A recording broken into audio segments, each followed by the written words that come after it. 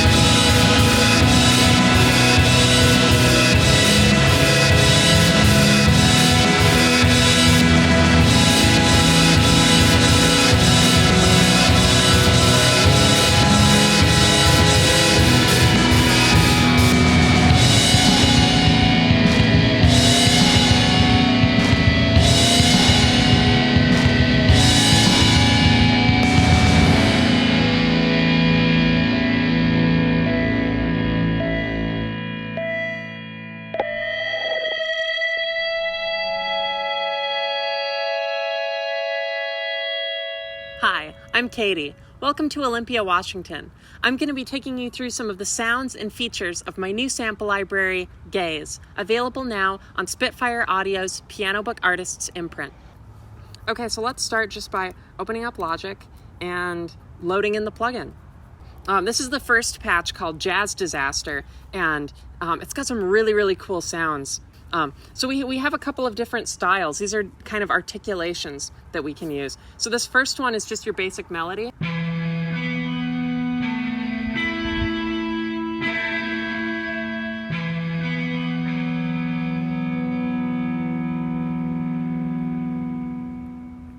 My goal at this sample library was to create something that's both incredibly imperfect, but also remarkably consistent. And so that way you can have a whole bunch of different kinds of compositions. You can throw all kinds of different MIDI sequences at it, and it'll sound like a human is playing it versus a computer. And so that's also the reason that we recorded directly to tape instead of into digital. Because when you record to tape first, you get this electromechanical relationship between the sound source and the recording that I feel like you just don't get to the same level of fidelity when you're recording directly to digital. Okay, so let's jump into the mix section of the plugin. So we've got 4 signals and then a reverb control here. This reverse signal is coming from the high watt amplifier that we used. This amplifier is crazy. I mean, it's just enormous. We had all 4 inputs connected to the same guitar. It was pretty insane. This signal has the cathedral reverse reverb from Electro Harmonics in it, and it's just, here, let's bring down all the other levels and just get a good listen to what that sounds like.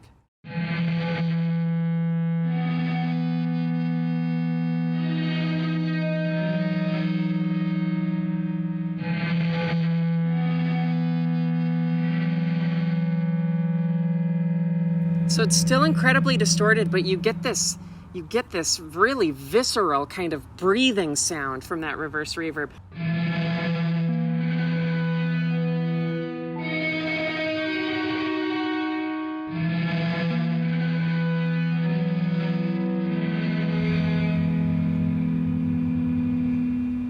Wicked. Okay, let's take a look at the DI. The DI, this is just a straight signal from the guitar. Obviously, it went through the tape machine first, but this is a great way for you to use the recordings in this library with your own amplifier. Check this out.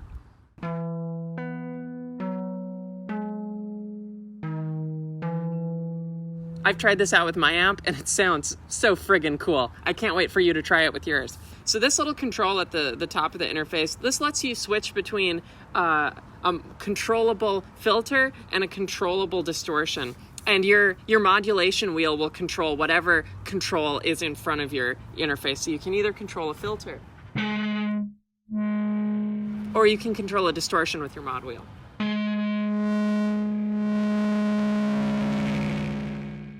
This is my favorite part of the plugin, just because this is a kind of sound that you don't get in a lot of guitar plugins. You get these really kind of crisp, perfect melodies, and I wanted to include those on tune melodies, just so that you would have a chance to be able to write stuff that didn't necessarily always have a gliding element to it. But really, the core sound of this library is that pitch gliding, that glide guitar. Let's hear what it sounds like on a power chord.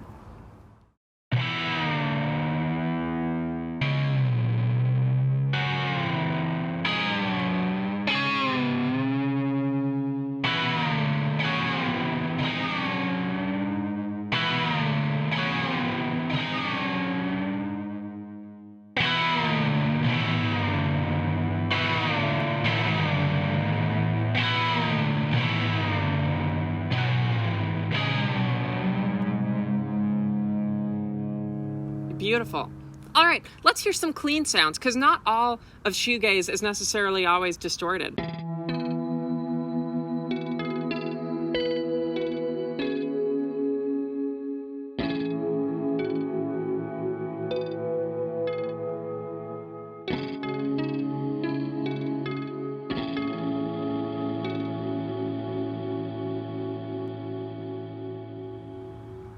I love it. We've also got power chords in here too.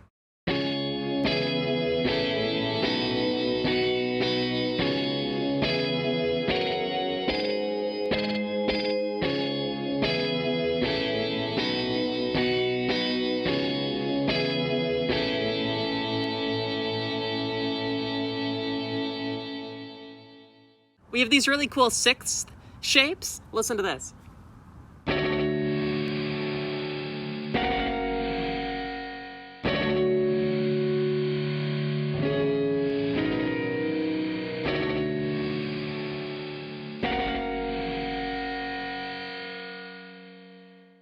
And then these amazing ninths. Listen to this.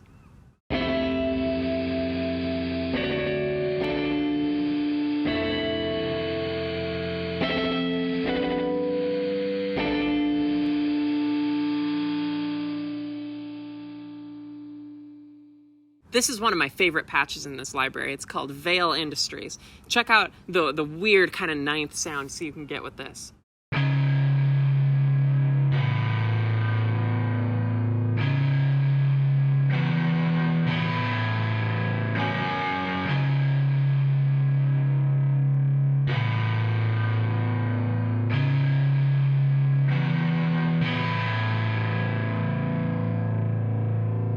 And then we have gliding versions of those ninths too, so check this out.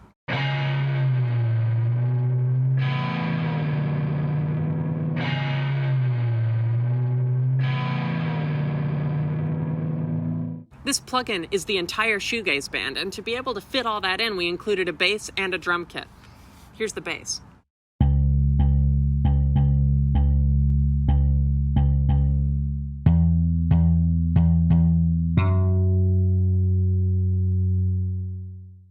Then we also have an amazing drum set.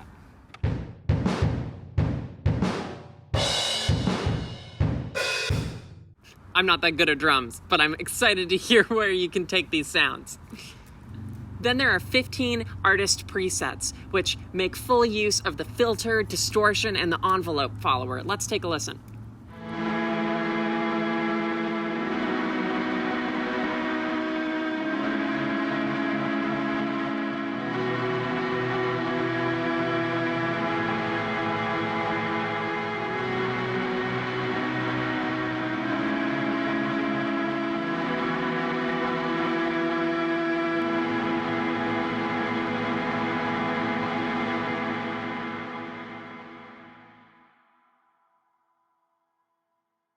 I'm a big fan of the Buchla music easel, and I found that using some of these sounds with the envelope follower on the filter, you can create something that sounds kind of like West Coast synthy. Check this out.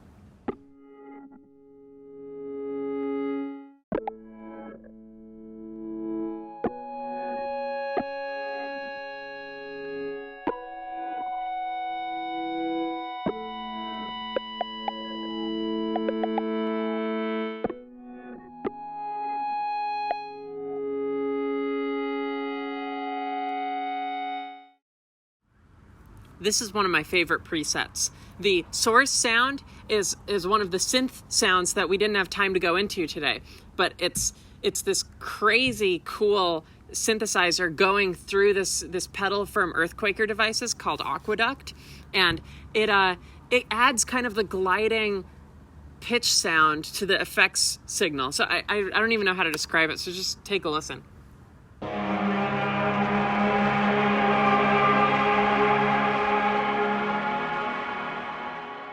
To catch the full walkthrough, head over to SkyscapeParadise's YouTube channel, where there's also going to be more content about the Gaze sample library. The Gaze is going to be 20% off for the next 30 days, and you can also get 30% off by buying it as part of the Pianobook Artist Collection, which also includes John Mayer's Feathered Flute and Mike Georgiadis' Soft Nylon Guitar. So we have 40 to 50 free sample libraries submitted to the Pianobook website every month, and Oliver Patrisveder is here to take us through the first one, which is by VenusTheory, who's recently collaborated with the Labs team on Foghorn. Leaning into the perfectly imperfect nature of analog, I aimed to capture those moments of instability, texture, mood and warmth and expand on them with gritty distortions and amplifier simulations, lush reverbs, granular processing and other extensions that complemented the sonic palette of one of the most complex and interesting analog synthesizers I've ever used. What I love about this one is the simplicity and the fact that you can just move one slider or one knob and it does something just really amazing.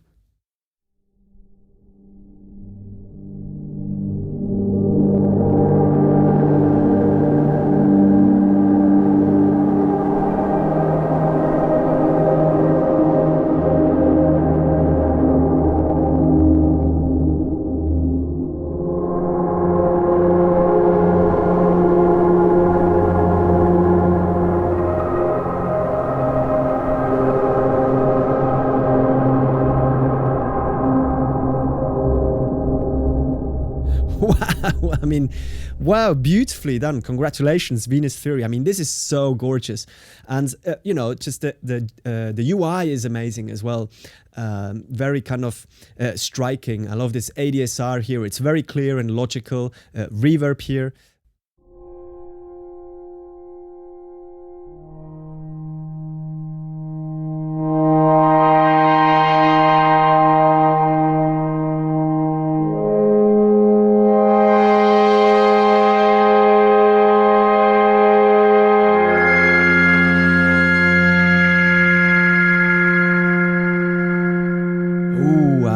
Icy kind of stuff going on up there. Oh, just full of surprises and really, really hands-on and very playable. I really love it.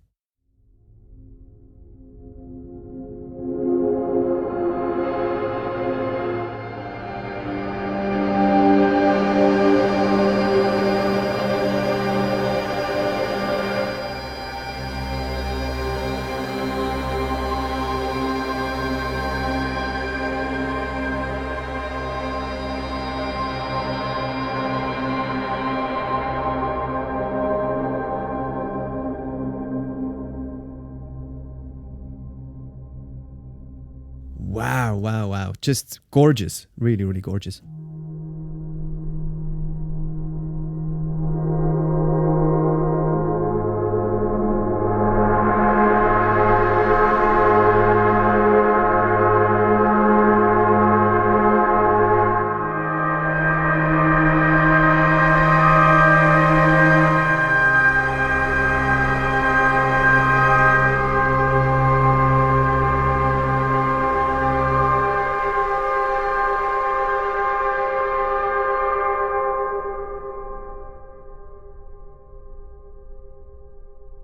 Nice work, VenusTheory. Really, really amazing. Thanks to Oliver for going through VenusTheory's pack there. We're now going to take a look at the website and Discord channel in detail because we've doubled our user base since relaunching the website in October, which means there's plenty of newbies coming along all the time that have no idea really what's going on. So here's back to basics with me upstairs in my studio. So you've just discovered the Pianobook website where you can download free virtual instruments, but where do you get started and how do you filter through the thousands of instruments that we have on our website? Well, here's a quick guide. So if it's your first time to the website, you'll see our login button here where you can type in your username and email if you already have an account, and if you've not got an account yet, you can select join now. And you can join our mailing list at the bottom of the page here to find out our latest news. Once you've created an account, you'll know you're signed in because the login button here will have changed from login to account. So let's start on your profile page. On your profile, you can create a banner and a profile picture in the same way that you can on Twitter and Facebook. You just select the button here, choose the file you need and save that.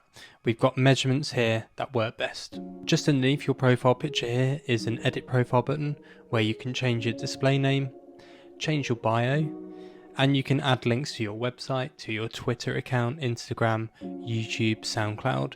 And you can also include a highlighted video, so this might be a YouTube video where you introduce yourself and what you're about. If you've submitted a sample pack to the Pianobook website, you can also add your Ko-fi account link here, which is where different people can tip you if they like your sample packs, which will appear underneath your profile once you start creating them here. We're also going to add a feature soon where your collaboration packs will appear. So let's say you did the GUI design for another library, they'll just appear underneath this link here, and you'll also see your reviews that you've made. So now that we've looked at our profile, let's get on to the good stuff, which is the free sample libraries. So our different sample packs are listed on this page, and you can filter these by different instruments. So let's just say you wanted just a piano, you wanted drums and percussion, or you wanted a choir. And then you can add to this by saying, let's find the best string library that's the most inspirational, the most characterful, the best for playability, so how easy it is to use, the sound, and then we just have our overall category here, which is the best string libraries on the website. So if we go through to Tritemporal Flocks, which is a sample library by Sage Reynolds, we can see his story here, so how he recorded the library and any story behind the instrument. We can see different videos here, and he's even created a submission video for his global swarm which covers the basics of how the library was made. We've got some interface shots, and we've also got some very helpful reviews which help us decide whether we want to download the library. Comes in handy especially if the library was a few gigabytes in size. So if we've decided to download the library, we can go back up to the top here where we can find the download link, and then just select that and it will begin to download immediately. You can see here that there's a follow button to follow Sage if you haven't already. And whilst we're downloading the library, we can perhaps listen to some of the demos that have been submitted by our community. If you don't know how to submit a demo, you can follow the link here. So now that I've downloaded the instrument, I need to open it in what's called a digital audio workstation. I'm using Logic, so I'm going to open the Decent Sampler from OU Instruments and Decidedly. And I'm going to open it in stereo mode. And you'll see that we have a blank interface to start with. If we go to our Tritemporal Flocks folder and select the folder within, we can then drag the DS preset, which is our Decent Sampler file, into the Decent Sampler plugin like so. If you do have the full version of Contact, you can then open Native Instruments Contact. So this is the version that you need to pay for, and all you need to do is drop the .nki file, which is basically a Contact preset, into the Contact window like so. So this is the same instrument in two different plugins, but as you can see I've set this up and now this is ready to compose with. So let's say we've enjoyed using the sample pack, we've played with it, we've experienced what it sounds like. We can then go to the bottom of the page here to leave a review. You don't have to leave a review, but it's a very helpful way of the samplers getting feedback, and it also helps other members of the community find the sample pack if it's very good. So we can select the different star ratings that we want to give, and then we can select our review title, And then underneath we can type in a quick summary of what we thought about the sample pack. If you didn't like certain aspects of it, this is a great place to add critical feedback. But remember that the samplist can see this feedback, and what we want to do is encourage creation. We don't want to discourage anyone from creating another sample library for the website, especially as it's free. So that's our free sample packs here on our sample pack page. You can go to samplist here to filter through all the different people on our website that have submitted a sample library. You can go to our artist page here, which are our best samplers that are making some of the commercial libraries on the website. We only release one of these a month, whilst we release 40 free libraries every month on average. Stories are where we have our blogs, and you can submit your sample pack by selecting the submission button here. Resources contain different resources for making sample libraries, as well as our demos page that we've already seen, our how to sample page, which includes templates, and our contact template here. If you've got any questions about the website, you might find that those have been answered in our FAQ section here. Finally, on the account panel here, we've got our activity feed, which includes the latest sample packs made by the people that we follow. We've got My Library as well, which includes all of the sample libraries that you've downloaded in the past. So a great way to keep track of anything if your computer goes kaput. But it also shows the libraries that you've downloaded and not yet left a review for. So this is a quick way to look through the libraries that you have and leave a review. So you can see that that takes you straight through to the review page here, and we leave a review in the same way that I showed you earlier. And the last thing is the site settings here. We're improving this section of the website at the moment, but here is where you can change your theme to the previous themes that we've had on the website, including Global Swarm and the classic white and green Pianobook look. On our main page here, you can see the featured samplist of the month, which is SynthesizerWriter, and you can follow him just underneath. And you can see the latest sample packs that have been placed on the website, as well as our latest blogs. So that's the website. What about our Discord channel? Well, I'll just follow the link here, which takes you straight through. And once you've joined our Discord channel, after you've made a Discord account, you'll get a message from our robot here telling you to go to reaction roles and to make sure that you've read the rules. Our reaction roles here are different roles that you can react to get tagged in different things. So for instance, I've clicked the samplist role here, so I create sample packs, so I'm a samplist. I also compose music, so I've said I'm a composer, and maybe I produce music as well, so I'm going to select the producer tab there. We've also got different roles for different instrumentation groups and different aspects of creating sample libraries. So let's say that you also program decent sampler libraries. You can select the small wrench here that's connected with that. We've got YouTube drops, which includes all of the different videos that our community is making. We've got star content, which is some of the best content that's on the site. We've got feedback here where you can type in your website feedback. We've got a polling booth where we might ask you who you want to be samplist of the month. So SynthesizerWriter was voted as the best samplist this month. And we've got our monthly challenge here, which we linked up with Spitfire Audio to talk about the Bridgerton competition, where members of the community share their videos and talked about the different content that they're making. So you might want to discuss general things in the general channel, inspirational aspects of composing or producing in this channel, or sharing content here. And samplist is where you can chat about making sample libraries. And this is where your reaction roles might come into play. So for example, we might say, I have really noisy samples. Any at noise reducers available to help. So essentially, once you send this message, it will notify anyone that's put their hand up to say, I can noise reduce samples, and it will send them a message, and they might then contact you to help out and collaborate with you on Pianobook. Just below this, we have music demos where you might put the latest music demos that you've made, preferably using Pianobook instruments, but it's your choice. And for review is where we put libraries that need reviewing. So you can see here our robot said that composers and producers, if you've used any of these sample libraries over the past few days, make sure that you leave a review. So this is a full list of all the libraries that haven't yet received a review on our website, or have just received less than 3, which means they don't appear in the main search.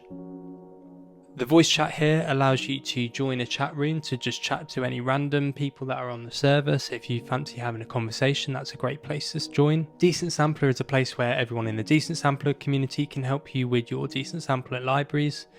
And the same thing here with our contact help page. So Discord essentially is a forum for you to chat. contact community members, and just be involved with the community. And the culmination of that is our monthly piano phone.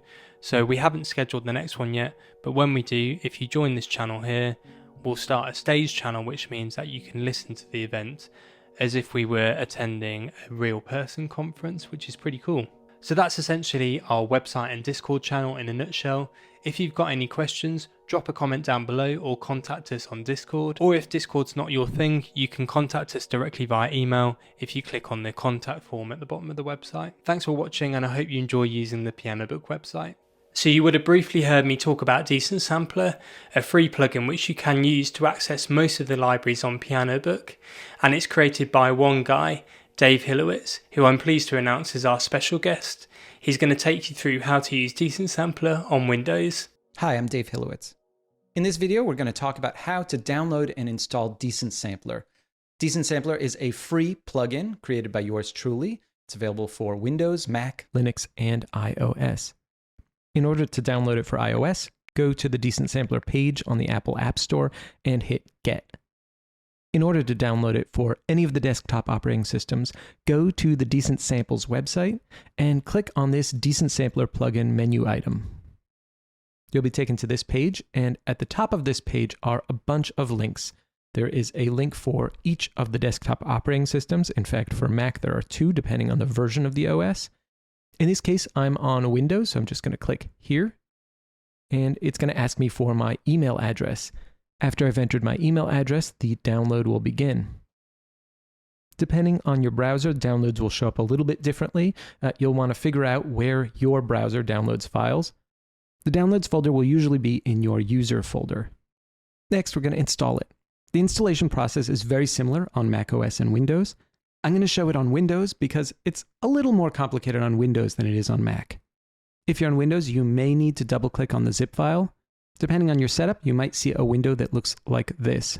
Double-click on the exe file within that window, and you should see another tiny window that looks like this. Click Run.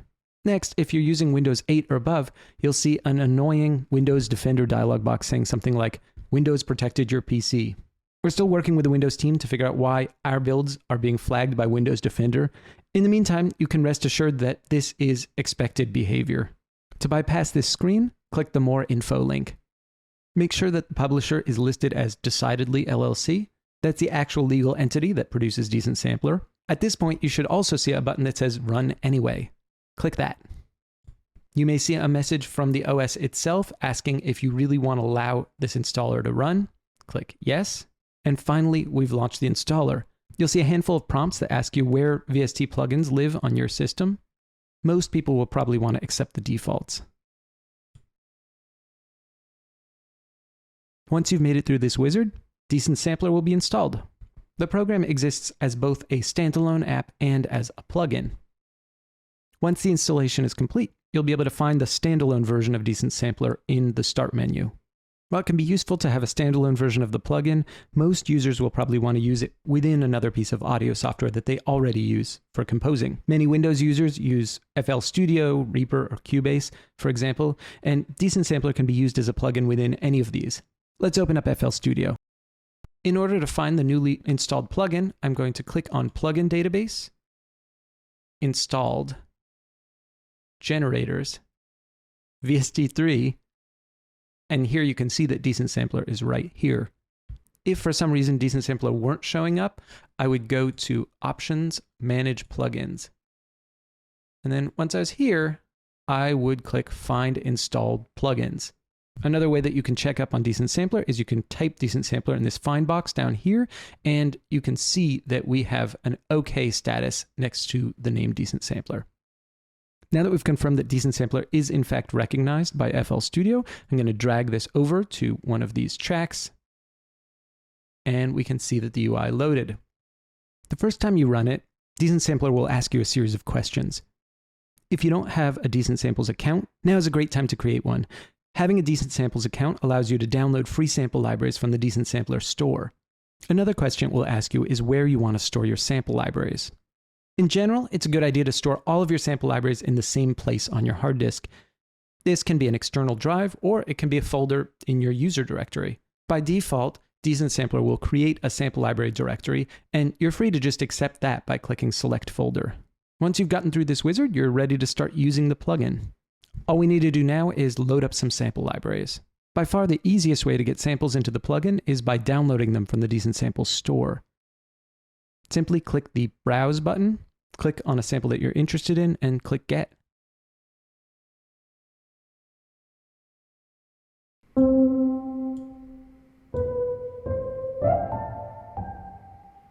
Now that we've got a sample loaded, we can close the plugin window and use this sound to write some music.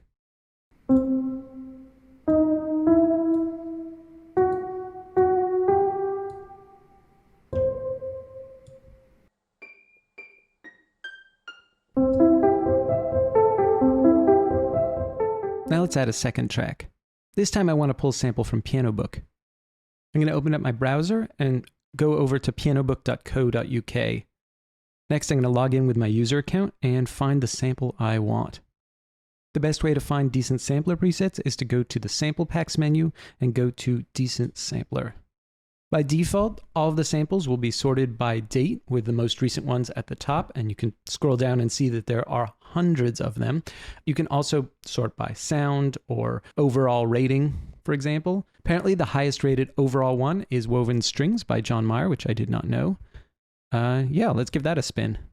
Once you've found one you want to download, you can click on it and click the download button in the right hand side. As you can see here, it's downloading to my downloads directory. Well, it looks like our download has finished, and I'm going to click on the downloads pane here, and that should open up the directory. Next thing I'm going to do is I'm going to open up the sample libraries directory. Remember in an earlier step how we told Decent Sampler where we wanted to store our sample libraries? That's the folder I'm opening up now. I'm going to unzip the file I downloaded from Pianobook into my sample libraries directory so that it creates a new folder in there. With zip archives, where you've got both a Decent Samples version and a contact version, sometimes you'll need to locate where the Decent Sampler presets are. As you can see here, there's a DS preset file and there are a bunch of samples. That pretty much tells us that this is a complete sample library. Depending on the sample library you downloaded, these presets will either be in DS library or DS preset format. Either one should work equally well. Once you've located the file you want to load, it's time to actually load it up. So we're going to go back into FL Studio, and I'm going to make a new instance of Decent Sampler. I'm going to bring it onto track 2 here. Next, I'm going to load up the presets we just downloaded. We have two options here. I can use File, Load, and find them in the Explorer, or I can go back to the desktop and I can just drag this in. I'm just going to drag Woven Strings in here, and lo and behold, it has loaded it up.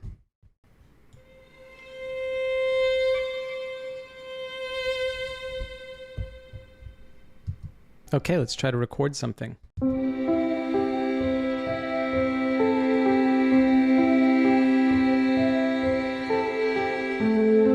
So that's it. That's pretty much how you use Decent Sampler. Have fun.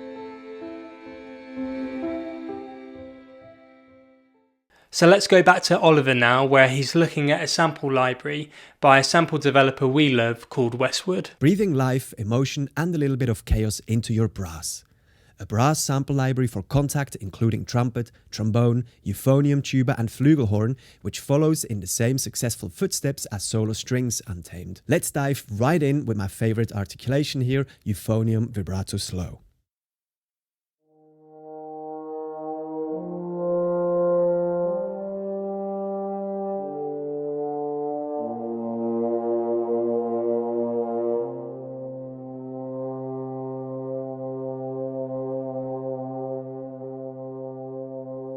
There is indeed a lot of life in those samples. I really want to pull in the close mic and get all this detail out. So indeed a true teaser right there. Let's check out the tuba.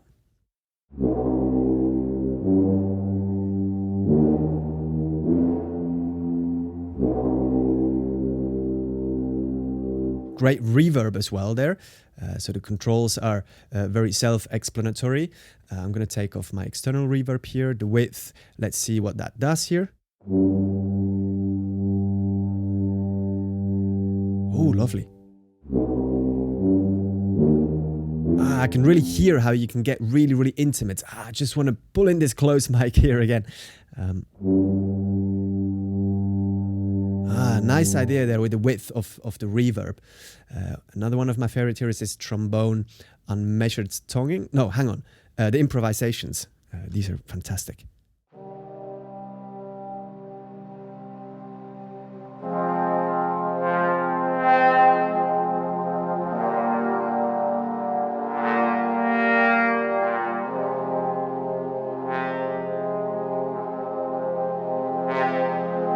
I like these kind of random evolutionary things that go on under the hood there.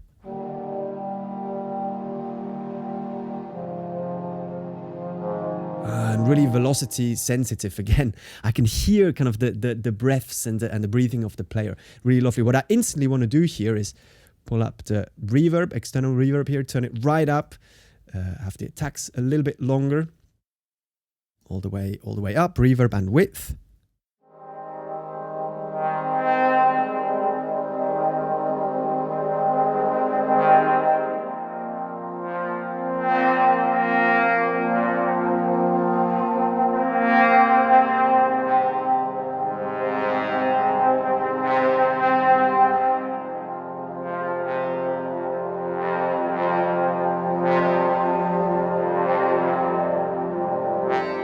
Very beautifully recorded there. Congratulations, Westwood. That's really fantastic, and I'd be curious to see the full version. In July, we asked our Discord community who they'd like to be samplist of the month in August, and they came back to us and said SynthesizerWriter. He's created over 30 free sample libraries for our website, all using the Decent Sampler.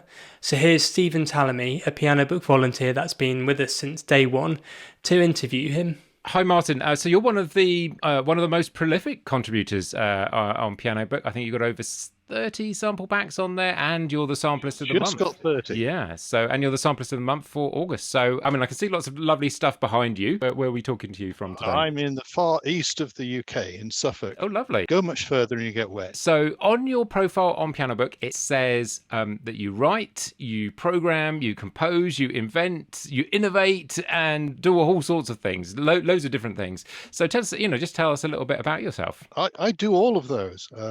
I've founded various companies. I've done various bits of music for things. I've loads of samples and things, lots of patches for synthesizers. I think your first contributions to Pianobook was back in May 2021. That was the Synth Fest water bottle, but then you've had other instruments, from the sounds of switches scraping, you've had puzzle cubes, you've had wood creaking. They're pretty unusual things to sample. So, what motivates you? Standard sampling fare from me. Yes, so for you maybe. The first one was actually the 29 bagpipes. Ah, of course, yes. I did a contact instrument for that, my first contact instrument, so I got everything wrong. So what motivates you to, use these unusual sound sources or try to make things do, stuff they're maybe not designed? Where does that come from? I always push the envelope. Right. All the programming I've done has always been how far can you go? How much can you stretch things? What are the edges? I always think the interesting stuff is at the edges, the bits between things. So what's the most unusual thing you've turned into a musical instrument? I think that's probably the mattress. One of the larger ones, but yeah, people say you recorded a mattress. And yeah, that's what I did. Squeaking, etc. All of those funny noises that you get when you've got bits of fabric under tension and springs and etc. So all these unusual sources, how do you go about recording them? Do you take a regular microphone to them? Do you have any unusual ways of capturing the sound so you can get the interesting bits out? I tend to use a lot of contact microphones. Things like a mattress, there's no point pointing an ordinary microphone at it and expecting to get anything useful.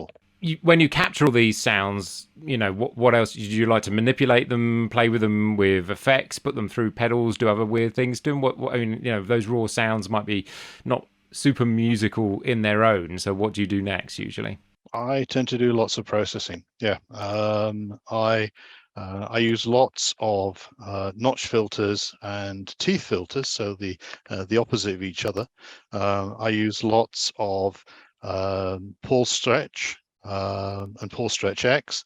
Yeah, there's lots of processing goes in there. So, but it's not just like sample instruments that you do programming. You've made a lot of things for Ableton Max Live and other things. You know, what other stuff have you made in that environment? I tend to make utilities. I've done a few audio processing devices. So I've done a set of things for emulating tape recorders. One called Ferris, and another one which does all of the digital stuff. So digital degradation. What else? I mean, I think you've written some books. You said you've written for magazines. Only so written one is book, but I've important. written it 4 times, and I'm in the. I've written it 3 times. I'm in the middle of the 4th time at the moment. So it's one of those undergraduate textbooks that you get as part of your recommended reading list when you do a music technology course. So it's sound synthesis and sampling. Having written the book on sampling and synths and other things, what would be your advice to other people trying to get into the world of sampling and contributing maybe to Pianobook themselves? I've completely changed my view on sampling. When I first started out, I was a synthesist, pure and simple, and sampling was a means to an end for dropping in extra sounds for sound effects, for things that where you wanted a section or something, or you wanted maybe a sampled drum sound, something like that. However, since I started playing with Decent Sampler, I've realized if you script or XML edit, that sort of thing, then you get capabilities and functions and features that you don't get in synthesizers. So yeah, my views have changed. I now think that yes, you should you should learn synthesizers because they're a great way of doing things, but B, you should do sampling. You were talking about Decent Sampler. A lot of your stuff is using Decent Sampler now. I mean, how do you think that's changing the way people are doing sampling? You know, what else, do you think about that platform? It's not another Contact clone. It's not going the same way. It's not something that you program per se. It's something where you edit the controlling metadata in XML. So it's more a set of instructions rather than deep, heavy programming. So although it looks complicated at first, it's actually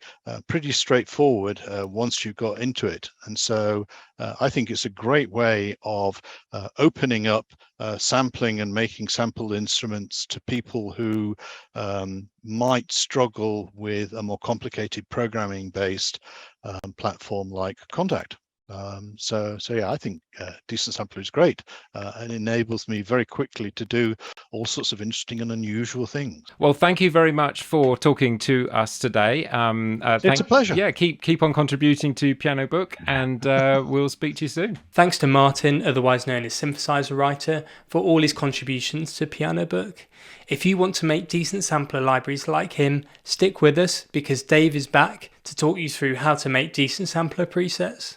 In this video, we're going to talk about how to make decent sampler presets. Before we get started, it's important to think about what a sample library really is. Essentially, we're trying to create a virtual instrument, and this is an instrument that's either going to be played live using a MIDI controller, or it can be used in compositions within a larger piece of audio software. Regardless of how people will use your instrument, the input for that instrument is receiving musical notes. In other words, we are telling the plugin what notes to play, and in response, the plugin is generating a sound.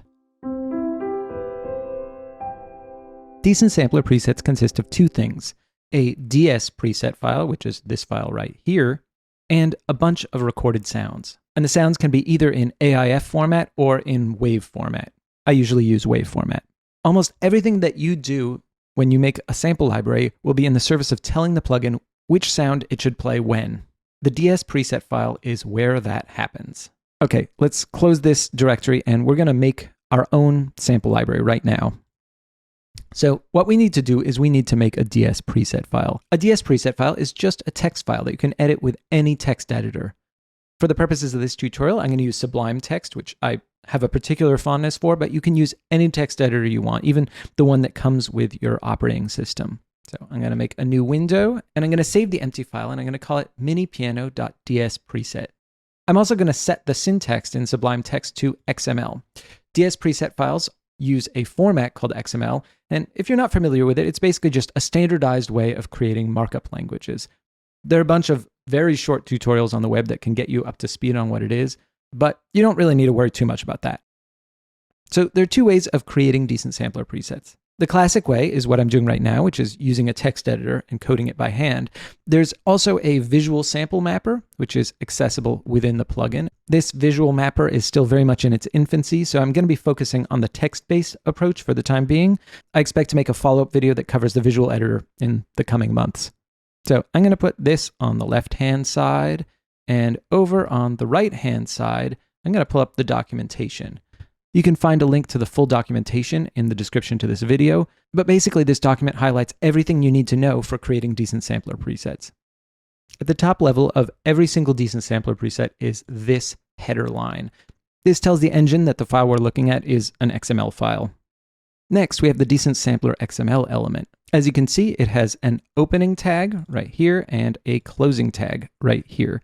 You can tell the closing tag is a closing tag because it has this / right at the start. In fact, all XML elements have opening and closing tags just like that. XML files are hierarchical, and anything that is within the closing tag is said to be underneath the top level tag.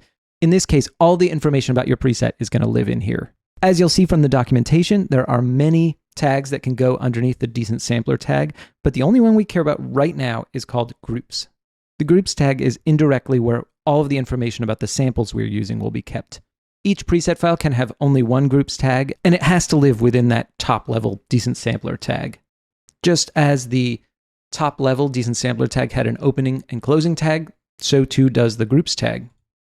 As you can see over here, there are several attributes that you can use at the instrument level. We're not going to bother with any of these right now, but it's important to know that any XML element can have attributes. We're going to look at what that means in practice in a second. As you can see over here, there are other tags that live underneath here.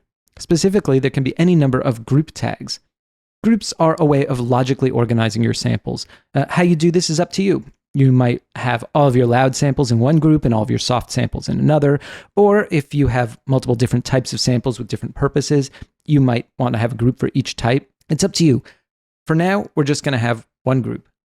As you can see from this diagram here, underneath the group come samples. So we're going to go down to the samples section so we can learn how to configure those. This is the exciting part. Now, as you can see from the manual, there are tons and tons of attributes that can be associated with a sample element. We're not going to worry about any of those. The only ones that are required are path and root note. So those are the ones we're going to worry about. So I'm going to create a sample tag. As you can see, attributes are specified as follows. There's the name of the attribute, an equal sign, and then the value that you want for that attribute is between quotes. By the way, you may notice that there's also a trailing slash here at the end of this sample tag, and there's no closing tag. This format, where you've got sample and then you've got a trailing slash like this, is equivalent to this format. Nothing can live underneath a sample tag, so it makes sense for us to use this format here. Okay, so let's add the path attribute. This is where we specify the location of the first sample file. So let's look at our directory structure. We've got a subdirectory here. If our WAV files were located in the same folder as the DS preset file, then what we would put in path would just be the file names. In this case, we've got this samples directory. So what we're actually going to do is I'm going to type samples / and then the name of the first sample. Just going to copy and paste it over. Okay, so that's it for the path. Next, we need to fill in the root note. When you're putting together a sample library, the most important thing to know about the samples you have is what note they correspond to. If you don't know what note your samples are, a great way to figure this out is to use an instrument tuner. It can either be like a standalone chromatic tuner, or it could be like an iPhone app, or even a plugin within your audio software. As you can see from my WAV files here, I've already done that, and I've named my files according to what note they contain. So this number here is the MIDI note number, and this here is the much more human-readable format for that note. It's called G3. You don't have to name your sample files according to the note number or anything like that. It's just more convenient and helps you keep track of stuff. So what I'm going to do is I'm going to fill in that MIDI note number here and I could just as easily have put G3. I just prefer to use MIDI note numbers because they're standard across all pieces of audio software. Okay, so believe it or not, what we have here, this tiny, puny preset is actually already a functional instrument. We can take this DS preset and load it up, and we'll actually play sound.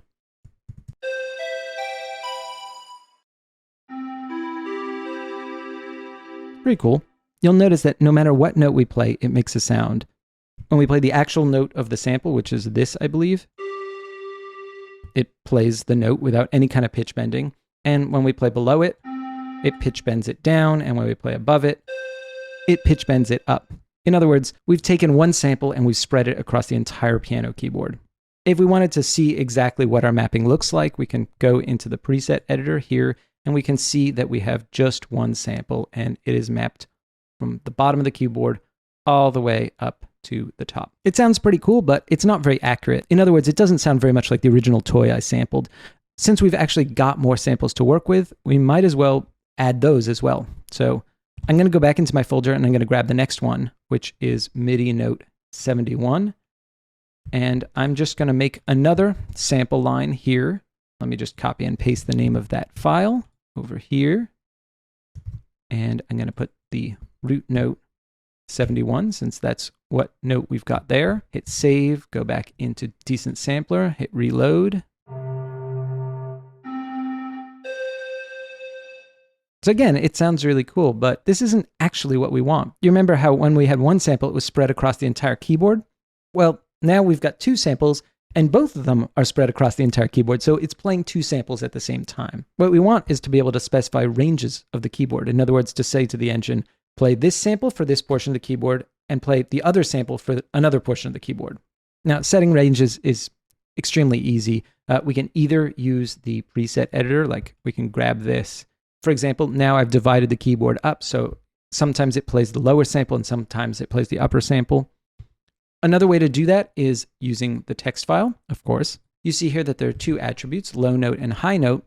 Those are how we specify the note range for which the note should trigger. So for the time being, I'm actually going to set low note equals 67 and high note equals 67 for this sample, and I'm going to do the same thing for 71 for this one. I'm actually just going to copy and paste, save myself a little work. So now if we were to reload this same sample library, you see that there are only two little strips of blue. There are only two notes that are mapped. But anyway, this is a good starting point. I'm going to bring in all the rest of the samples, and then we can kind of work on filling in the gaps. I'm actually going to copy all of the file names from the Finder on Mac. And because I've got Sublime Text, I can do some fancy text editing multiple lines at once. I'm going to copy all of the root notes. Root note equals that. Low note equals the same thing. High note equals the same thing. Finally, I'm going to close out the sample. Looking good. Let's load it back up in Decent Sampler. Okay, we've got a whole bunch of notes that are mapped. The next thing I'm going to do is I'm going to go into the preset editor. I'm just going to fill in all of those gaps. I'm also going to drag the range for the low note all the way down to the lower C. And I'm going to drag the range for the highest note all the way up to the C. If we do show preset XML, we can actually see the underlying XML that corresponds to the sample library we're working on. So I'm going to save this out. And just like that, we've mapped our sample library. So we've covered how to do extremely basic sample mapping. Of course, there's a lot more in the way of functionality. As you'll discover from looking through the manual, you can make UIs with custom graphics, add effects and modulators, introduce many layers and mix between them. A full explanation of all of that stuff is outside the scope of this tutorial. However, it's worth knowing that Appendix C of the format documentation actually contains a boilerplate DS preset file. You can copy and paste that from the documentation into your own file. And if you start with this, you'll get a basic UI with 5 knobs and 3 effects. And if you don't want one of the effects, you can just delete it from the file. In fact, let's take the samples we just mapped and plop them into the boilerplate. Okay, let's reload the sample library. And as you can see, we've got our 5 knobs. There's chorus, tone, reverb. If you look at the boilerplate, you'll notice that it has a BG image tag where it's basically specifying the file name of the background image. So basically, all you have to do is create a background that's called background.png and has these dimensions. You should be good to go. As it happens, because this is a tutorial, I have one handy and it looks like this. And when you reload the instrument, we now have a full sample library. One thing to note about this background image, its dimensions are 1624 by 750. That is double the width and height as stated in the file. That's something that I would recommend everybody do because some people are viewing these samples on double density monitors. As long as it has this same aspect ratio, the higher resolution you can go, the better it will look. And that's it. That's how you create a basic sample library. Now, I don't want anyone to watch this and think what I'm doing is magical or complicated. Ultimately, all I'm doing is typing words, and those words allow the plugin to know what samples to play when. Everything I've talked about is documented in the file format reference guide, as well as a lot more. A great way to learn how to make decent sampler presets is to simply download some free samples and look at how they're coded. Also, if you run into trouble, the Pianobook Discord has turned into a fantastic resource for helping people build decent sampler presets. Have fun! Thanks to Dave Hilowitz there for talking us through how to use Decent Sampler. If you want to see more of Dave's content, you can follow the link through to his YouTube channel below. But last off, let's have a look at our final free sample library this month, which is by Joshua Meltzer. This instrument is based on the same idea of a previous one I made for Pianobook a while back called Serendipity. It combines many instruments with various treatments and, using a script designed by Dave Hilowitz, randomized every note so that you would never get the same result twice. This instrument, which will be included in a larger Serendipity library being released later this year, is a combination of a pan drum and a baritone banjo. It basically randomizes between the two. An unlikely pair but fun to play with, especially in the indie folk genre.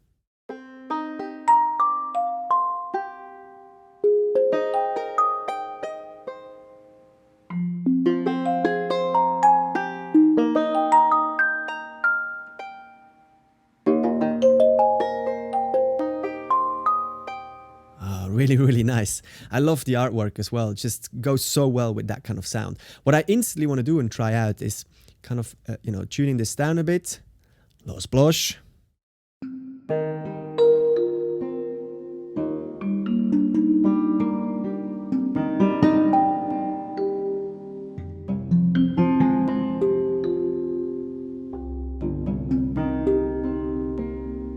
Very beautiful, Joshua. Very nice.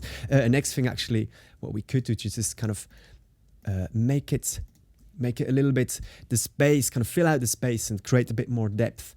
So to have them playing together, one an octave down, perhaps the one on the higher octave. That creates a bit of a Haas effect. Just have it playing slightly later. Full on reverb there. See how that sounds, those two together.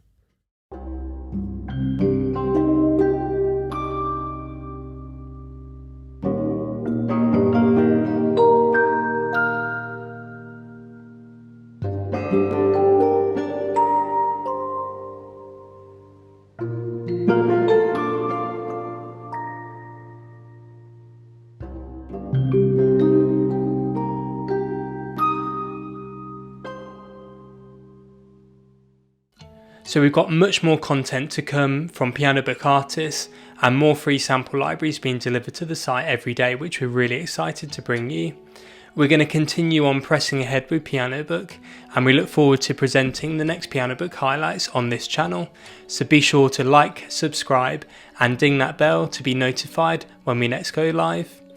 Join our Discord channel to carry on the conversation, which is linked below.